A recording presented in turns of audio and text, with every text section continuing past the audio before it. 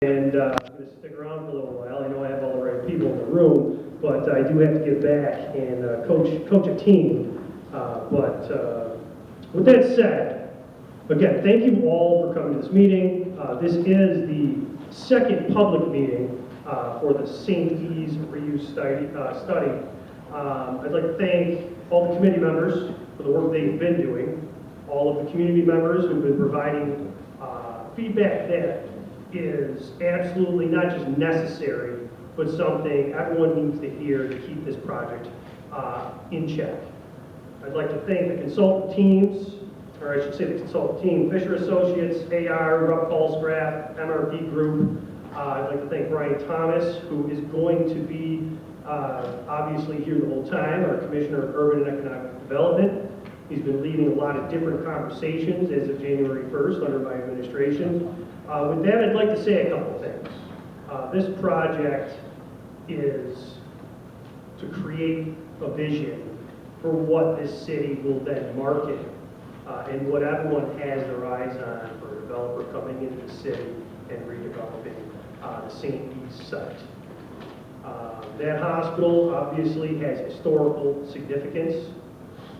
Its existence now in its current state and in all of the different states it's been over the past many decades have been good in certain circumstances and under heavy critique in other circumstances. That's why you see the fact that the community fought to create a boundary around the hospital to protect the neighborhood. But with these meetings, what we're doing is we're trying to come together to figure out what we need to do to move forward and create a situation where that hospital site becomes part of the neighborhood. And that's why we're here today. Something that Commissioner Thomas, myself, the Chief of Staff, other city employees have been doing, we've been meeting with the state on multiple different endeavors. One of the most recent meetings that I had was with Homes and Community Renewal. I know there is a concern in the community that depending on what type of funding we need to garner to prep the site, to potentially demolish portions of the site that are not historically significant, deal with the actual preparation and phasing of the site so that it could be either sold off as a whole or dealt with by a developer in part. There's concern that money will have strings attached. What I do want to say as the mayor is that the tone right now coming from Albany is that when the term housing is used, that is used across the entire spectrum of the socio-economic community. Right now the push is in recognition that our city has and continues to make sure that people in lower socioeconomic status absolutely have housing they need, and that this project will continue to have an open mind, and monies dedicated to preparing this site will not tie the site to a specific use, but it will tie the site to a specific idea that you've all you've been brought here to discuss with the consultants.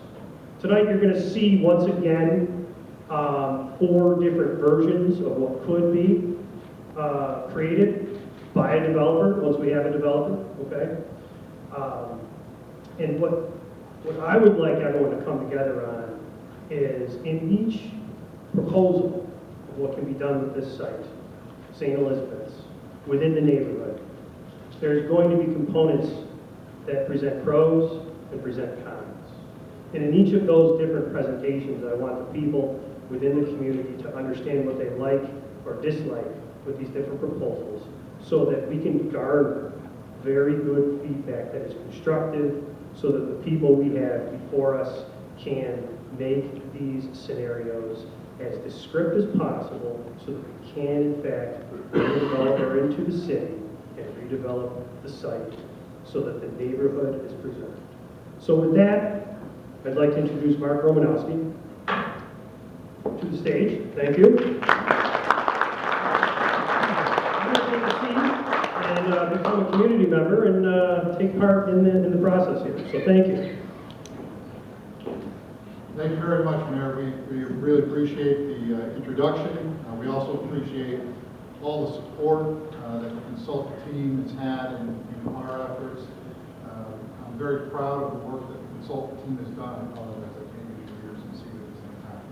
I'm very proud of the work that the consultant team has done, and also the active participation of the governmental entities and Mohawk Valley Health System in this process. They've been with us every step of the way. They've been supportive. They've been providing great insight. We also appreciate, as the mayor mentioned, the community group that we engaged, the steering committee, and their engagement on this process, and it's been extremely helpful. We also, as you'll see, took into account a lot of what we heard at the last public meeting. So the last public meeting was really, for those that were there, and may or may not remember it, it was an introduction to the process that we're going to engage in and where we're moving along on at this stage.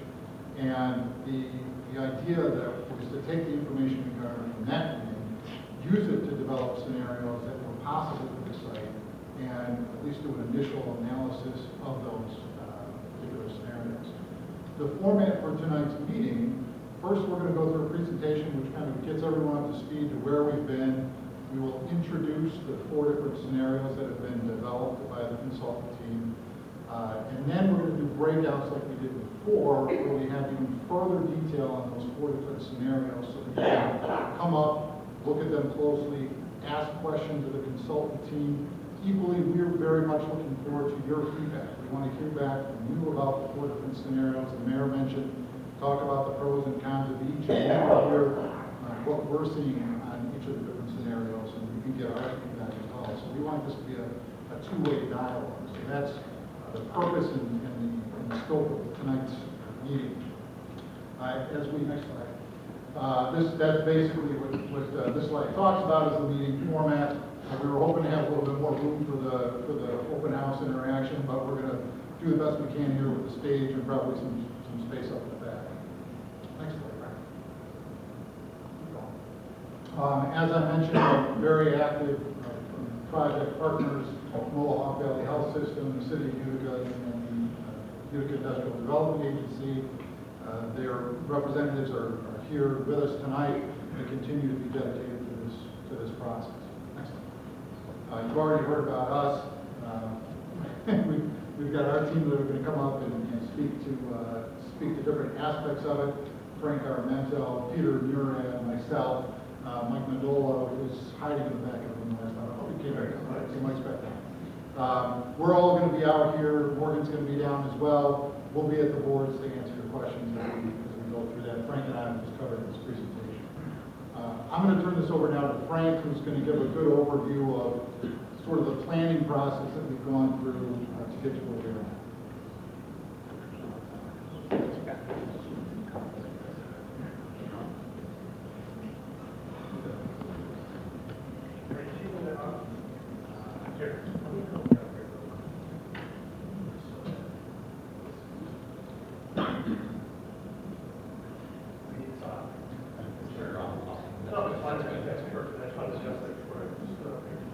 Thank you all for coming. Thank you, Mark. I appreciate it.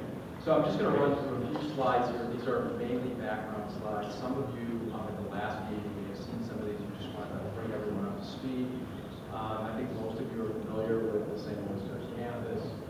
It's actually three tax parcels on the campus, the main hospital buildings in the center there, the parcel on the bottom left, and then the content parcel on the upper right comprises the entire site. Use the mic. Better? Yeah.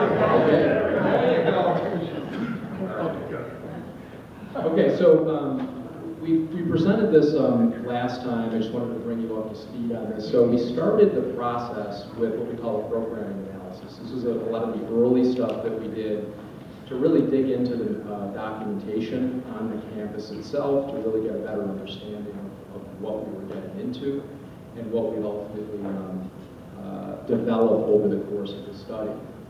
So we looked at a lot of the past work, a lot of the past studies, analyzed that information. MRV, which is one of our partners, did an initial market study, drew some conclusions from that study, looking at about 200 plus units of housing on the site, mostly market rate is what the study concluded. Mixed use in the front on Genesee Street was something that came out of the market study as well. Some new build townhouses and establishing a public-private partnership to help with the overall success of the project. We did a lot of inventory work on the site itself. We looked at documents on structural integrity of the buildings, a full site review, environmental review, legal aspects, including the conservation easement and a survey. And so all of that sort of helped form the basis for moving forward with the project and the further analysis that we would do and ultimately development of the concepts and scenarios. So back in November, I think some of you were at the public meeting, the first public meeting in November. We started out with an elected officials meeting. That was the first meeting that we had on the same day, so we met with all of the electeds, and then followed up with a public meeting in the evening. So in those meetings, we reviewed the team, we got the guiding principles of the study itself, which I'll talk about in a minute. We had a preliminary design direction that came out of all of that inventory and some of the early work that we did, kind of the thinking that was sort of setting the tone for the direction that we were heading in. And then at that meeting, we responded to questions, we got your feedback. On the public meeting, we had an open house after the presentation, got a lot of details, which I'll just review quickly here. So, what did we hear at that meeting? This is not every single comment that we captured, but we tried to, summarize this in terms of what we heard at that meeting. Residential development, we heard a lot of that. What's the nature of that? We heard a lot about townhouses, senior living in particular, and a focus on market rate was some of the key things that we heard on the residential side. Creating community spaces and amenities, we heard a lot about the great lawn that used to exist in front of the hospital. Preserving existing homes on Valentine Gray was something we heard a lot in that meeting as well. Reducing the site's impact on the surrounding neighborhood and the city. So I think some of the folks that live around the campus, particularly dealing with some of the issues with the hospital and the operations of the hospital, were expressed as concerns, so that came up a lot. Coordinating with other housing development, making sure that whatever is being proposed on the campus is compatible with the surrounding community and the rest of the city. Ensuring positive impact on local property values, we've heard that a lot. Concerns about whatever happens on the campus, how will that impact my property values as an adjacent resident. Lighting came up a lot as well because of the existing conditions on the campus. And then we had some ideas on demolition, particularly the high impact structures that are on the site. One was the parking garage, we heard that quite a bit, the boiler building towards Genesee Street. And then there were some, not many, but a few that wanted to see full demolition of the site. So since our last meeting, we've been busy doing a lot of different things. One item that we've been focused on is agency consultation, in particular the State Historic Preservation Office. So one of the things that we needed to do was to consult with the State Historic Preservation Office to determine the status of the buildings on the site. So in that process, which I'll talk about in a minute, we did get an eligibility determination for all of the campus buildings.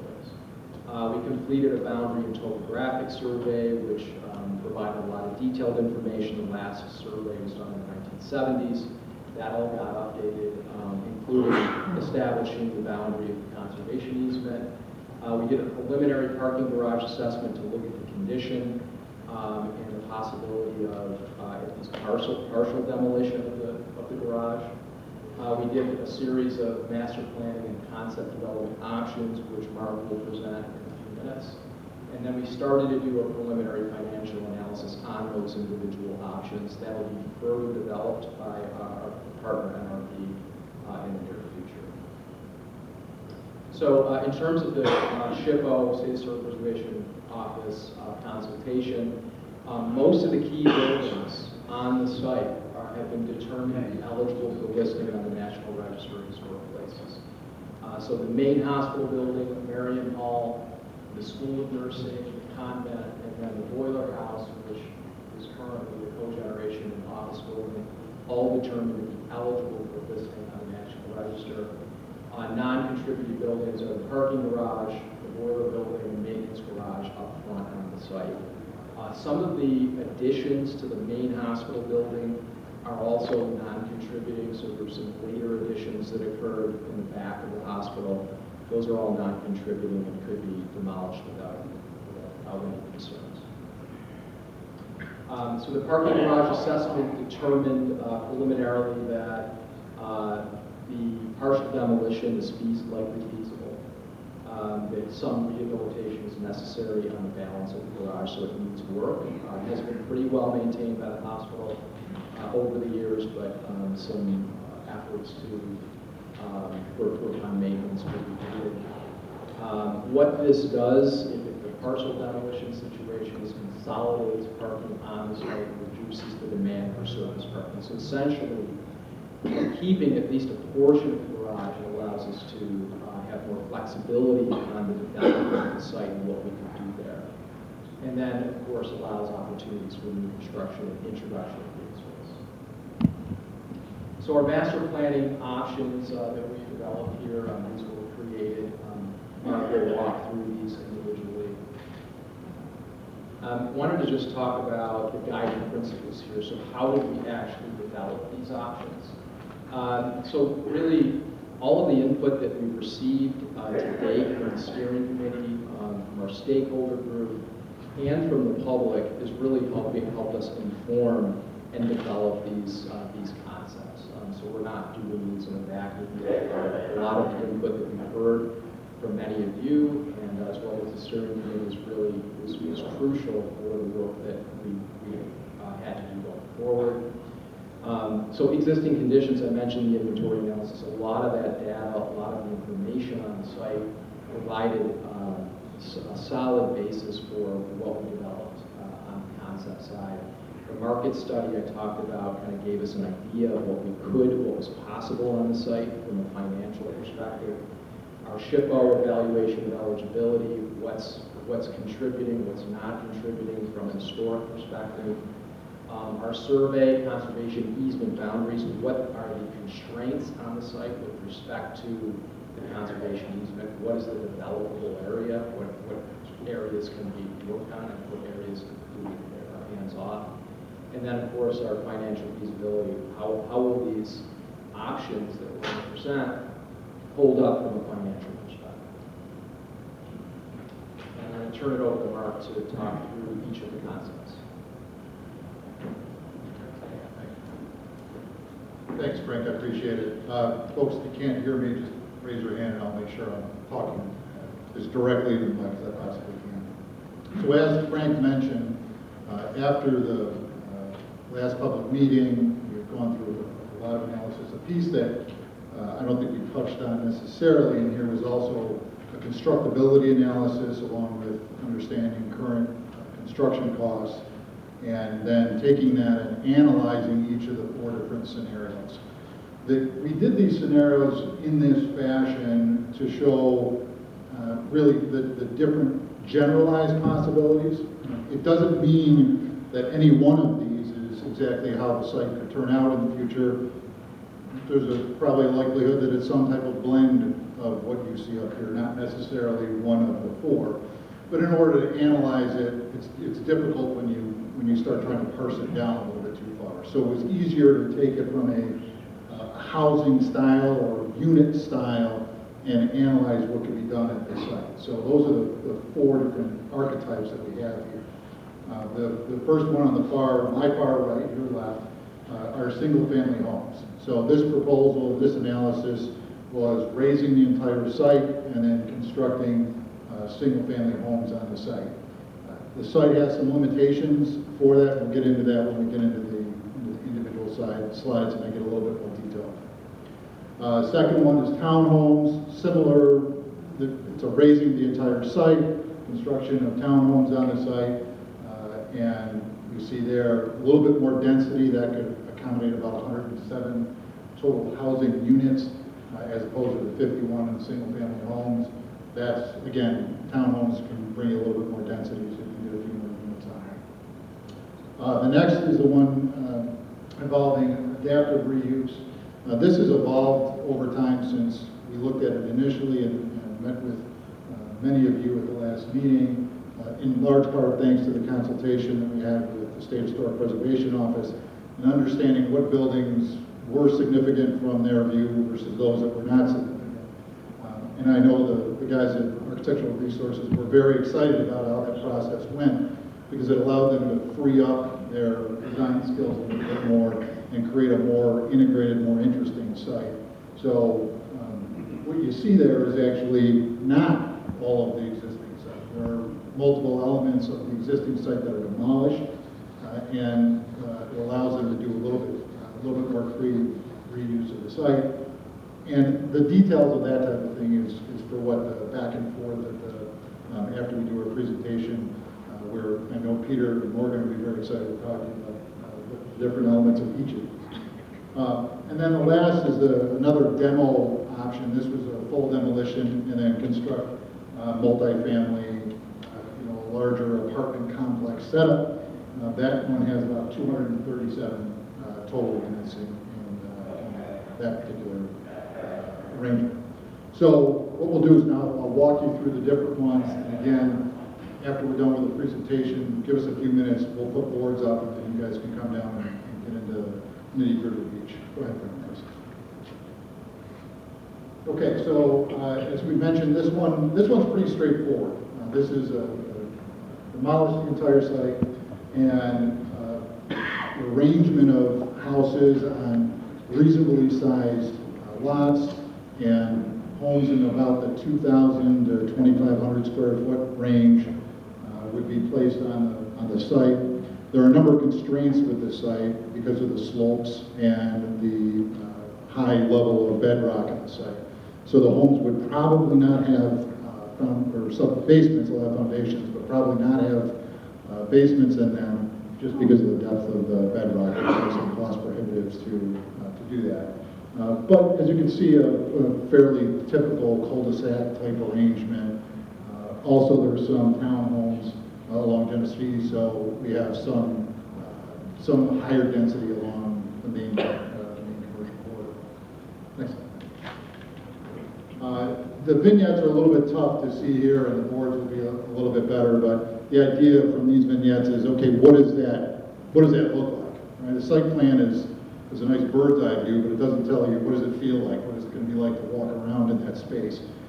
So these are just some vignettes that Architectural Resources put together to give you a sense of, okay, what is this site going to feel like?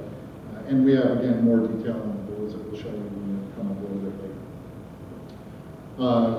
later. This is the breakdown. So this is the breakdown. I'm going to grab my reading glasses so I can cover it a little bit better.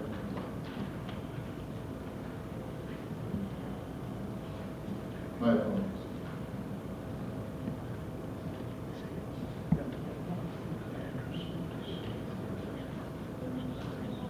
Okay, so as we mentioned, 51 total units. Of that, 33 would be single-family homes, and then 18 units in the townhomes along Genesee. The breakdown, and you'll see this on each of the slides that involve the demolition. We talked to several different contractors about demolition costs, and the total demolition cost for the site is about $21 million, 20.9. So it's a significant cost to demolish the structures. And that, of course, affects your total cost of a particular, any one of these scenarios. The new construction costs, the construction costs on single-family houses and the townhomes totals about $25 million. The housing cost right now, construction cost for single-family residential homes is floating between about $250 and $300 a square foot for new builds. And so it certainly makes it a challenge on constructing new builds in any marketplace, regardless of where you're at. So the total project cost of new construction with the demolition is $46 million. And when you break it down by unit, that means each unit is has a cost of $905,000. So it's a very significant cost on a per unit basis. Big part of that, of course, is the demolition. The other part of it is not a lot of density because of the layout of the site and the limitations that you have. So, and Michael will be speaking to the details of the economics. He's going to be up in front of the board specifically on that piece as well. Oh yeah, thanks, Frank. Thanks, Peter. I appreciate that. The dotted line that's shown here and is shown in all the other slides is the boundary of the conservation easement. So part of what the design team kept in mind was the boundaries of that conservation easement and trying to do development within the footprint that's allowed for development. There's some that you'll see where we're keeping elements of the existing program, but in no cases on any of these scenarios is there an expansion into the conservation easement. So that was something that the design team was very mindful for. So thanks, Peter. Next slide. The next model here is the townhome model. This one is, again, fairly similar to what we talked about with the single-family residential, as far as, again, layout there on the slope within the, or outside of the conservation easement area, and getting to the, a little bit bigger or better density. So here we're at about 107 units in the townhouse arrangement. And site plan here, I know, doesn't help a lot, so Frank, why don't you bounce to the next slide. Here's a little bit, a little bit of the sense of what it could look like. So again, more of the feel. What are you going to see if you're walking by it, walking through it? What is it like to live there? And I leave it to the guys at AR to talk about the design elements in a little bit greater detail, and we'll see more later. Back to what does this cost? All right. We talked about the increased density, so that certainly helps on a per unit basis. So at 107 total units, you'll be able to break it down a little bit better. It's the same $20.9 million for demolition. That's the same for all of the total demolition costs. The new build, townhomes are a little bit more efficient to construct. You're not building separate walls, separate roofs. You can have some efficiencies with the joined units, so that helps bring the cost down a little bit. That's about $53 million for a total demolition and construction cost of $74 million for that project. The per unit cost here comes down to a little bit more reasonable number. So now we're at $690,000 per unit. That's still outside what the market would support for a unit like that, but you're a little bit closer, and it's a little bit more palatable with coupling with incentives if there's some available. So we're heading in the right direction, at least on the density and the per unit cost. The adaptive reuse, this is part of what we talked about at the last meeting, but we were really able to refine it a great deal after consulting with SHPO. Also, what we heard from a lot of folks at the public meeting was the massiveness, the intensity of the hospital, and how it impacted the neighborhood. And so one thing that AR really stressed in their process is try to bring that down, bring the scale down, bring the density and intensity of the use from the hospital down to a residential scale. And that consult with SHPO was very helpful in that regard. It helped us understand what they would expect us to keep versus what they would allow us to demolish. And as Michael will get into in his section, it also opens up historic tax credits, which are a significant benefit on a per unit basis as far as costs go. So leveraging that does make this a little bit more financially palatable. So here's the layout. As you'll notice, if you're familiar with the hospital site, there's a whole lot missing. In particular, the newer additions to the hospital that were done in the past 30 years, give or take, those are demolished. So we're removing those elements. We're also removing half of the parking garage.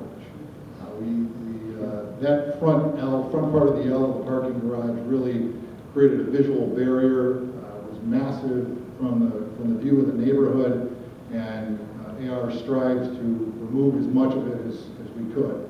Part of the structural analysis that Frank spoke to looked at whether that was feasible, and in fact it was. The ramp was constructed in phases, so it actually did allow some ability to remove a portion of it. So that opens up a corridor behind the historic portion of the hospital to construct new residential buildings behind it as well and create a little main street on the site. This helps flow, this helps with bringing amenities into the site, and provides different housing options on the site in a very unique way. They also envisioned taking the rooftop of the ramp and potentially turning that into some kind of green space, public space, that type of thing. So you don't have that big, massive top floor of parking. We also are able, by keeping the parking ramp, it also allows you to remove a lot of the surface parking, which critically includes restoring the front lawn. I know Peter's very excited about the front lawn. And that's a piece that's really brings this down in scale. Instead of walking by the front of it and seeing nothing but a field of parking, you're now going to see trees and grass. It's going to be more welcoming than what is there currently. Of course, in this scenario, it also envisions, actually all the scenarios envisions keeping the school, nursing, thanks, we're on the same page this time. And I forgot to mention on the other ones, but the school nursing will be in all those scenarios, will remain. That stays here, but again, big reduction in blacktop, increasing green space, and it allows us a good amount of density on the site. Frank, next slide. Again, back to the vignettes, giving you a little bit of feel for what we're talking about. It's sort of hard to appreciate the beauty of the existing hospital the way it's set currently. You don't really see it. You've got massive amounts of building around it, parking, etc. You lose what was built at basically the turn of the last century. So this allows you to kind of appreciate the historic building a little bit better. It also involves keeping key elements like the sanctuary. That is going to be kept on the project as well. In fact, that's a requirement of SHPA.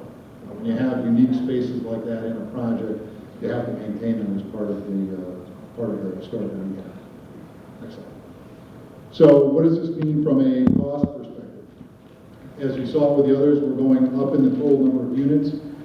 This has a total number of 256. I'm sorry, I can't see it there. 256, I believe, is the total number.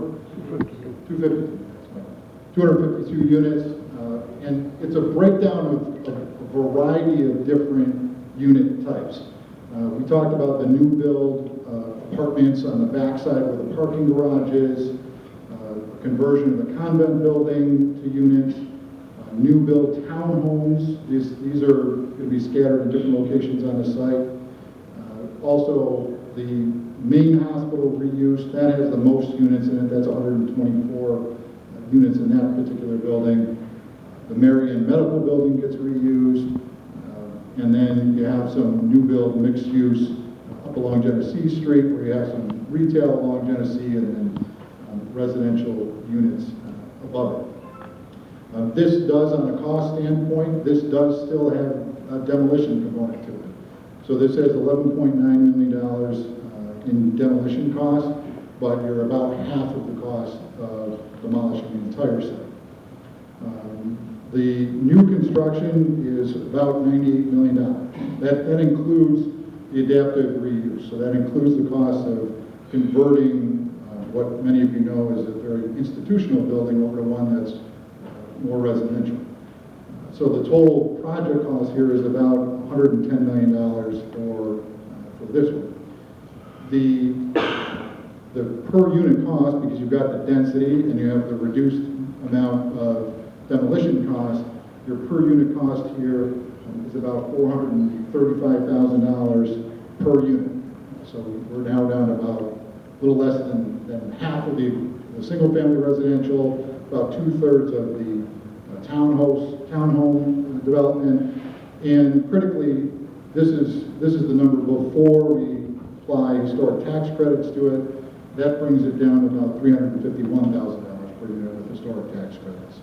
So here we're about 1/3 after historic tax credits of the cost of single family residential, half the cost on a per unit basis of the town. So that's a combination of not having to demolish everything and some good density on the site to permit the volume that you need to cover the costs.